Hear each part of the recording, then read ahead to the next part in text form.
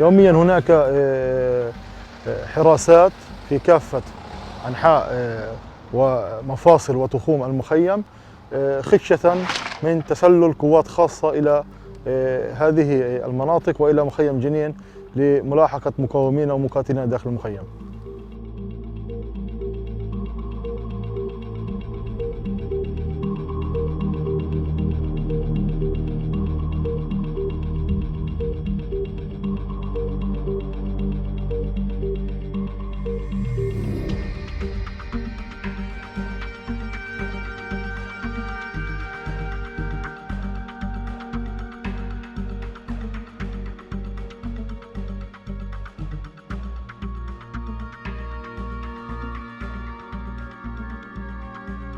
الشباب الفلسطيني فقد الأمل نتيجة العملية السياسية على مدار 30 عاماً.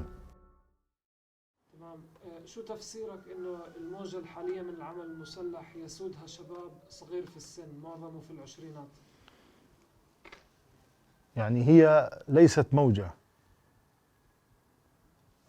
هي حق طبيعي للشباب الفلسطيني في تقرير مصيره بكافة إمكانيات المقاومة وكافة أساليب المقاومة. الشباب الفلسطيني اليوم يذهب للموت ظنا منه أنه يذهب للراحة.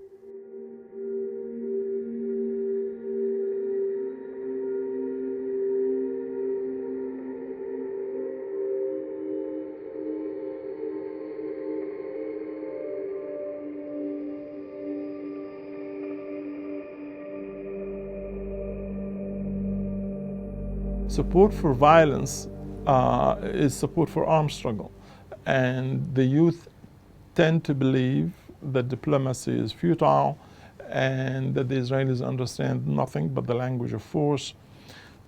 In the West Bank, this was not always the case.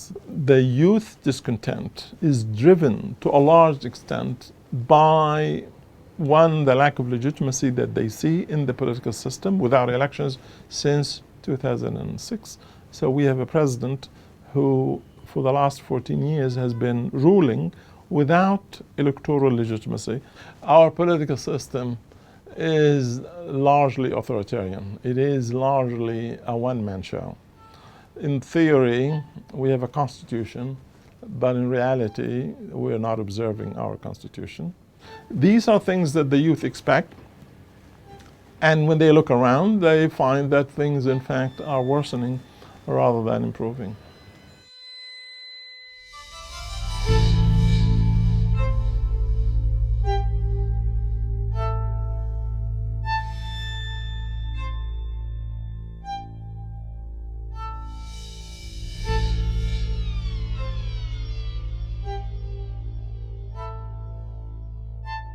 يعني إنها كانت صدمة، إنه كان الفرق بالعادة بيكون بين الشبيبة وحماس مقعدين 3، المرة لأ كان 10.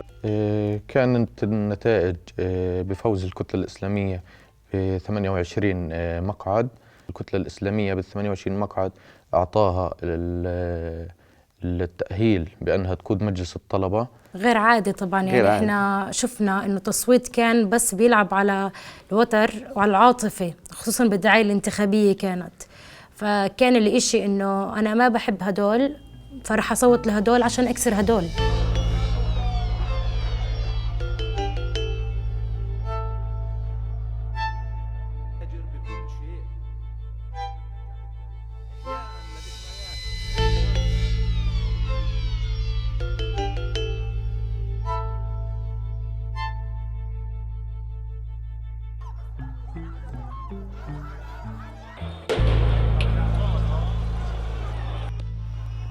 بصراحة الحرية في التعبير عن رأيي السياسي هو عبارة عن شبه معدوم. أصبحت مطاردا للاحتلال، أصبحت مطاردا للأجهزة الأمنية، واختطفت من قبل اعتقالا سياسيا. 100% لا فيش حرية هون. الكلمة بتنحسب علينا. نزار بناتي يوم ما استشهد على أيدي السلطة الفلسطينية طلعنا مظاهرات عند ور منارة، تعرضنا للقمع. لأن خلينا نحكي إن إحنا الشعب زهق من إن السلطة اللي بتتعامل معاه، يعني من اعتقال سياسي، من ضرائب، من قتل، من طمس حرية التعبير عن الرأي. حماس مصنفة في الخارج لمعظم الدول كإرهابية ومنظمة خطرة، فهل هذا رح يعمل لك أي قلق بالنسبة لطريقة أدائهم وإدارتهم للبلد؟ بشكل طبيعي كثير من الأحزاب السياسية الموجودة في فلسطين تصنف إرهابيا. يعني إذا الناس شايفة أن حماس هي الأفضل أو هي اللي بتمثل فكرها وبتمثل الشعب، فراح تختار حماس. ومش راح نعيش يعني ضمن فتح أو حماس، فمثل ما حكينا راح يكون في حل ثالث يرضي كل الشعب الفلسطيني عن طريق الفصائل.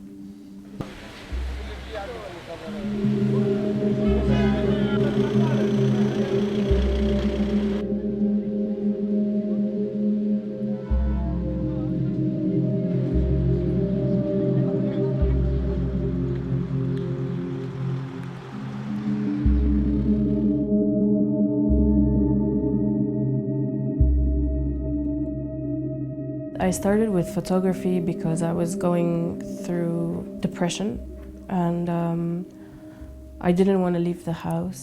One day I just took my sister's camera and I started taking photos of myself. And now when I think about it, I think I just wanted to create a reality that is different to the one that I was living in. And photography allowed me, and this is why you see like a lot of my self-portraits are very, performative, and there's a performance, and I enjoy that. And then I understood that I need to also to tell other people's stories, not only mine. And so I started also doing documentary photography. I don't think we have the luxury of saying that anything we do, art or otherwise, is not political. Because we exist in a very, very precarious kind of situation as individuals and as collectives. And so anything we do, anything we produce is the byproduct of the ecology in which we exist.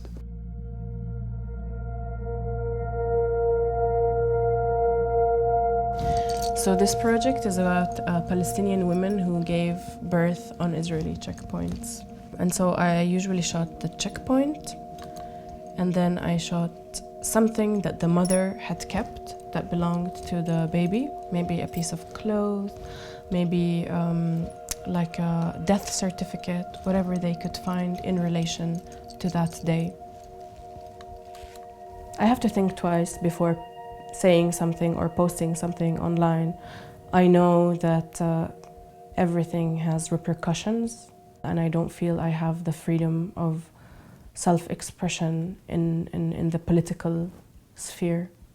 Our basic rights are violated from the occupation forces.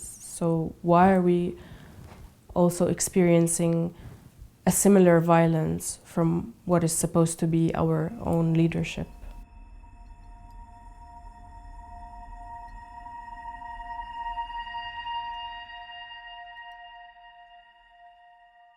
I'm not recognized as part of the Palestinian system in the West Bank. I'm not supposed to vote. Actually, according to Israeli law, I'm not even supposed to be here. You're talking about a system where the community in Jerusalem is unable to participate. You're talking about a system that doesn't allow refugees to participate in the policy making. And no, it's a form of governance that is there to repress. It's not even democratically elected. I mean, there is no processes for representation that are real. I mean,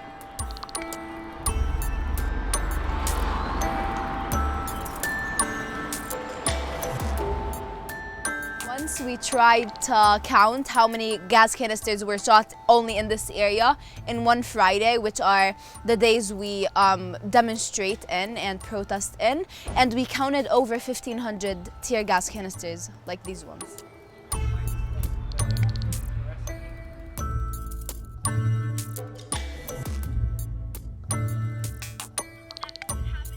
I started journalism at the age of 7 when I realized that there weren't enough journalists covering what's happening in Nabi Saleh, since I've been living in Nabi Saleh my whole life and I was born into an activist family. All of our laws, everything that gets passed has to go through the Israeli occupation to come to us. As Palestinians living under abnormal conditions, under occupation, under an apartheid system, we cannot think that we can actually establish a well-representative government of us and of our interests.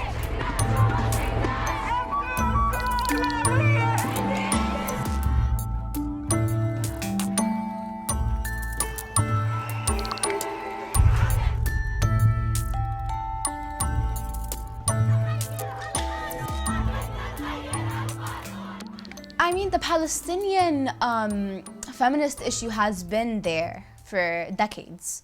So I wouldn't say it's something that only rose in the past couple years, but it is something that has been more brought into our view, I think. It's something extremely hard. You know, we get attacked by the society, we get attacked by the systems themselves, because as a female who chooses to resist, I'm not only resisting the occupation, I'm resisting the patriarchy by speaking up.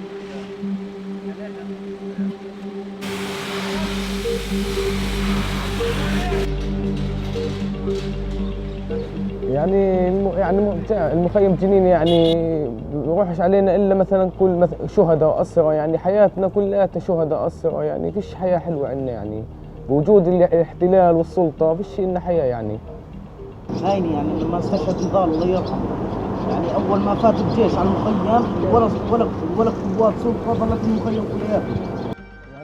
يعني الولد اللي عمره 16 سنه بقول لك شو بدي بالحياه الجوزيه، يعني بشوف الشباب بقوموا بقول ليش انا بصير زيهم، يعني كل واحد كل جيل بيطلع على جيل، يعني كل جيل اقوى من جيل بيطلع.